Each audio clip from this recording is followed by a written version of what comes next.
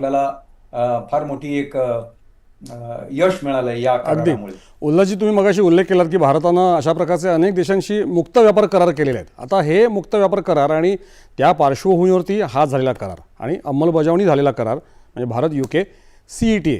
तर या हो. भारत UK CETAचं नेमकं इतर करारांपेक्षा वेगळेपण काय आहे? तो अधिक महत्त्वाकांक्षी कसा ठरतो? हा, मी मगाशी म्हटल्याप्रमाणे भारताने जवळजवळ 16 देशांची, म्हणजे त्याच्यामध्ये जपान आहे, त्याच्यामध्ये न्यूझीलंड, ऑस्ट्रेलिया, त्याच्यामध्ये आसियानचे 11 देश आहेत, साऊथ कोरिया आहे, ओमान आहे, UAE आहे, असे देश आहेत. त्यांच्याबरोबर FTA करार केलेत किंवा काही स्पेसिफिक अजून ॲग्रीमेंट्स आहेत. पण FTA म्हणजे केवळ बरोबर आहे, फ्री ट्रेड ॲग्रीमेंट्स आहेत ती, ज्याच्यामध्ये टॅक्स रिलेटेड कन्सर्न्स आहेत आणि ते फक्त इसेन्शियली गुड्स रिलेटेड, म्हणजे एक्सपोर्ट इम्पोर्ट ऑफ मटेरियल्सच्या संदर्भात रिलेटेड. वेरॅज हा जो CETA आहे, हा कॉम्प्रिहेन्सिव्ह इकॉनॉमिक अँड ट्रेड ॲग्रीमेंटच्या अंतर्गत त्यांनी केवळ फक्त नुसतं मटेरियल्स पुरतं एक्सपोर्ट आणि इम्पोर्टचा विषय समावेश केलेला नसून त्याच्याबरोबर सर्व्हिसेसचा विषय केलेला आहे. त्याच्यामध्ये सेवा गुंतवणूक करण्याबाबतचा विषय केलेला आहे.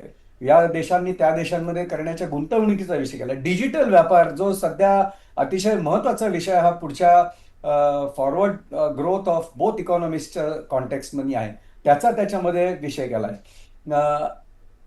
आपण ज्याला इंटेलेक्च्युअल प्रॉपर्टी राईट्सचा विषय करतो तो त्याच्यामध्ये समावेश केलेला आहे. या सगळ्या गोष्टींचा जो समावेश करण्यात आलेला आहे हा इतर देशांच्या FTA करारापेक्षा निराळा आहे आणि म्हणूनच या कराराच्या माध्यमातून भारताला फार मोठा फायदा निर्माण करण्याचा आणि भारताची जी काय आता जी योजना आहे की ज्या ज्या पद्धतीने आपल्या सरकारने आयोजन केलेलं आहे की आपण 3ऱ्या क्रमांकाची अर्थव्यवस्था होऊ, त्याकडे पाऊल टाकायला हा करार, कारण हा ब्रिटन बरोबर झालेला करार आहे आणि ब्रिटन बरोबर आपला फार मोठा व्यापार आहे आणि ब्रिटन ही एक फार मोठी अर्थव्यवस्था आहे, जगामधली क्रयशीलता असणारी सर्वात मोठी एक अर्थव्यवस्था असल्यामुळे त्यांच्याबरोबर हा व्यापार होणं, त्यांच्याबरोबर हा करार होणं आणि तो कॉम्प्रिहेन्सिव्ह होणं हे आपल्या राष्ट्रासाठी फार योग्य पाऊल टाकलं गेलंय असं मी समजतो. आणि म्हणून सर्वात हां.